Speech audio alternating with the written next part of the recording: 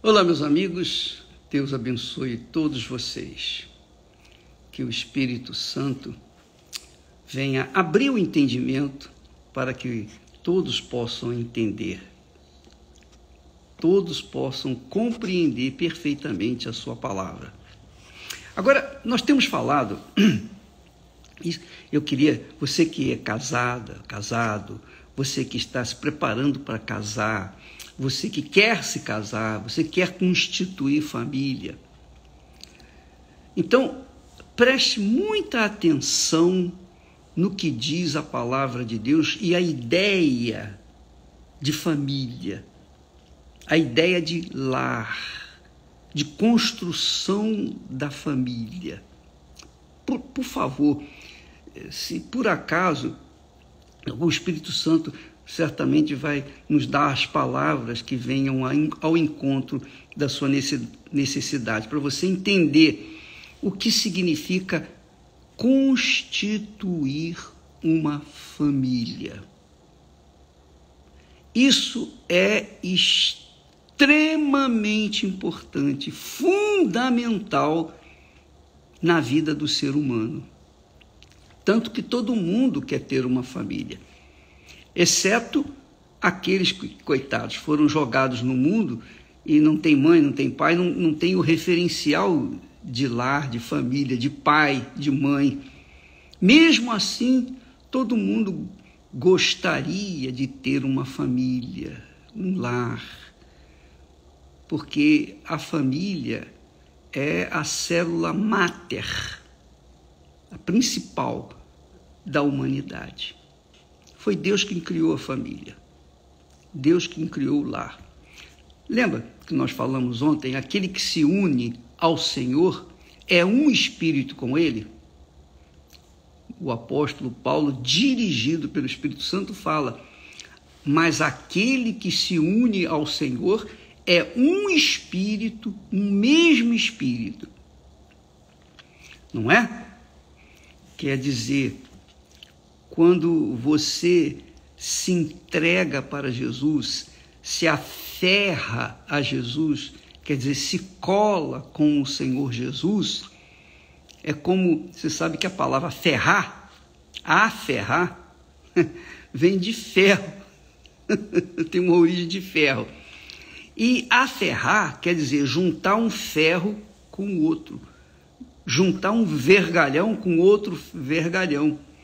Mas esses vergalhões só podem ser ajuntados com uma cola chamada solda. Então eles fazem uma solda, acho que é solda elétrica, e aí faz possível com que um vergalhão venha colar com o outro vergalhão. Por isso que se fazem estradas, pontes, viadutos. Bem, mas é isso que eu queria que você entendesse. Quando no espanhol fala aferrar, quer dizer, está falando colar com aquilo que a pessoa se aferra. Por exemplo, se aferrou a uma pessoa, então ela colou com aquela pessoa. Corpo, alma, espírito com espírito, alma com alma, corpo com corpo. Isso é se aferrar. E se tornam os dois uma só carne.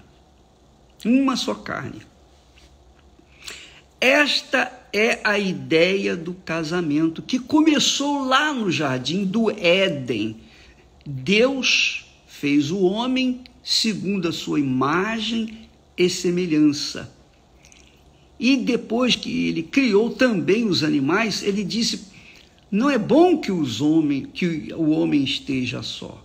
Então ele fez a mulher, a Eva, que foi idônea de Adão, mas com espírito, com alma, com corpo, segundo a imagem e semelhança do Altíssimo. Tanto Adão como Eva, os dois foram feitos segundo a imagem de Deus. Então, esse casalzinho perfeito foi justamente para que eles pudessem, um uma vez família, uma vez casamento, uma vez união, uma vez matrimônio, uma vez colados, uma vez aferrado um ao outro, então viria a acontecer o quê? O nascimento de filhos, coisa natural. Foi assim que Deus criou, para que o casalzinho, Adão e Eva, pudessem gerar filhos no jardim do Éden e pudessem cuidar do jardim. Então, Deus estava se realizando, digamos assim, naquele casal. Deus se sentia, digamos, alegre por conta de ter feito a sua obra-prima da natureza. A obra-prima de Deus foi o ser humano, não os anjos, arcanjos, querubins, serafins, nada disso. Deus fez o homem e fez a mulher, segundo a sua imagem e semelhança, para constituir uma família, para que esta família se desenvolvesse na terra e então Deus pudesse estar em comunhão com eles, como acontecia naquela época antes do pecado. Deus passeava ao entardecer com Adão e Eva. Isso acontecia. Não havia pecado, então não havia problema. Não havia problema. Então, enquanto não havia o pecado, os dois eram perfeitos, eram a vontade de Deus. Eles não conheciam o pecado, não conheciam o mal. Então, Adão e Eva eram um casal perfeito. Esse casal, presta atenção, muita atenção. O homem, Adão, representava Deus, tipificava Deus. E a Eva tipificava a igreja do Senhor Jesus, digamos assim, o reino de Deus na terra, dirigido, conduzido pelo cabeça, que é Deus, simbolizando ou simbolizado por Adão. Então você vê que o homem é mais racional e a mulher é mais emocional. Então, você vê que um completa o outro. Nós precisamos ser racionais, mas também necessitamos ser sentimentais também. Porque o sentimento que Deus colocou em nós, que é a alma, faz-nos ter a sensação do que Deus sente em relação a nós. Nós sentimos, digamos assim, o que Deus sente com respeito a tudo o que acontece na terra. Porque o homem foi feito à imagem e semelhança de Deus. Repito, o homem, Adão e Eva. E os dois, vivendo em santidade, perfeição, não havia pecado, eles viriam gerar filhos perfeitos. Então não iria haver doença, enfermidade, separação, mentira, engano, corrupção. Não iria haver a figura do mal. O mal não teria direito, não teria espaço se não houvesse o pecado de Adão e Eva. Já pensou, você que está me assistindo agora, quantas mulheres que outrora eram lindas, maravilhosas, artistas, e hoje elas estão murchas, igual maracujá de gaveta, e faz plástica, e faz isso. Pois é, se não houvesse o pecado, não haveria necessidade de plástica. A pessoa chegaria a um limite e viveria até ali pelo resto da eternidade. E Deus sendo realizado, se realizando naquele casal que estava gerando filhos. Então nós teríamos aqui na terra o reino de Deus, perfeito, o reino de Deus fisicamente falando, mas com o pecado, a desobediência, a palavra de Deus, Adão e Eva foram expulsos do jardim. Eles pecaram aonde? No jardim. E o pecado não foi relação conjugal deles, não. A relação sexual deles teria que acontecer naturalmente. Não era pecado. Como não é pecado quando há o casamento, a instituição família, o matrimônio. Não é pecado, de forma nenhuma. Então, eles deveriam crescer, se multiplicar lá no jardim do Éden. Mas antes de acontecer isso, eles pecaram. Aí, com o pecado, Deus não pôde mais. Quebrou o relacionamento com Deus. Por quê? Porque Deus é perfeição, é justiça. Como que a justiça vai andar juntas, casar com a injustiça? Não tem como. Como que a luz vai se unir com as trevas? Não tem como. Então Deus expulsou-os do jardim e veio então a humanidade que nasceu corrupta, já nasceu distorcida. E aí veio a morte. Veio o mal, veio a morte. A primeira morte que houve, depois do pecado de Adão e Eva, foi um animal. Deus teve que sacrificar. Aí entra a figura da oferta, a figura dos dízimos. É isso aí.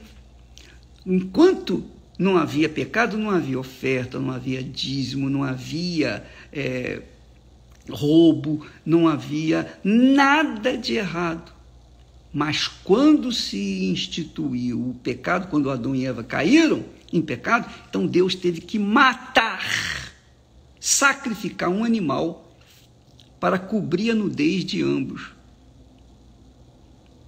Que quer dizer que, por causa do pecado, começou então as ofertas de sacrifício. O primeiro sacrifício que tipificou o sacrifício de Jesus foi aquele animal puro, perfeito, que foi morto por causa do pecado de Adão e Eva. Deus então tirou o couro deles para fazer a veste de Adão e Eva, cobrir a sua nudez, cobrir o seu pecado. Digamos, não é que a nudez seja pecado, mas o espírito do pecado já havia se instalado neles. Você vê, por exemplo, minha amiga, meu amigo, que os animais não precisam de roupa. Não é legal? Os animais vivem lá tranquilo. Para eles não existe pecado, porque eles são simplesmente animais, não pensam. Eles são emocionais, são alma, mas não são racionais. Eles não precisam disso porque não há maldade. Já o homem não. Quando Deus procurou por Adão e Eva, você vê lá o texto em Gênesis, que Deus procurou e os chamou e eles estavam escondidos. Escondidos por quê? Porque estavam no pecado. Então, quando a pessoa vive no pecado, ela se esconde, ela procura esconder, porque ela sabe que fez o que é errado. Bem, mas vamos voltar aqui à família. Então, Deus, como diz o texto sagrado, instituiu o matrimônio dizendo assim: deixará o homem a seu pai e a sua mãe e apegar-se-á à sua mulher, quer dizer, se aferrará à sua mulher, e ambos serão uma só carne, um só corpo. Então, eu queria dizer para vocês, por experiência pessoal minha, Esté e eu, quando a Esté sofre por algum problema, eu sofro. Quando eu sofro por algum problema, ela sofre. Sabe por quê? Porque nós somos uma só carne. Então, se eu machuco a Esté, se eu firo a Esté com uma palavra, é como se eu estivesse pegando um punhal, uma faca e me espetando. E vice-versa. Então, minha amiga e meu caro amigo, quando há a união, quando há esse aferrar a outra pessoa, é 100%, é uma entrega total, definitiva, não existe separação, não existe divórcio. Até porque Deus fala que ele odeia o divórcio. Deus não instituiu o divórcio. Então, o divórcio veio por conta da corrupção humana. Mas Deus, isso é outro assunto também, podemos falar mais tarde, outro dia. Mas quando os dois se unem, se tornam uma só carne. É a mesma coisa. Falamos em ferro, né? Então, quando se une um ferro com o outro, então torna-se uma só viga, que é a construção de prédios, casas, etc. Assim é o casamento. Quando Paulo fala lá que aquele que se une ao Senhor é um só espírito, isso é uma analogia do que acontece entre o homem e a mulher. Os dois, quando se casam, se tornam um só corpo. Um só corpo. Então, aí se estabelece o princípio da família, do lar. Os filhos vão nascer com o referencial do pai e da mãe. Os filhos vão querer ter uma família tal e qual sua mãe e seu pai têm.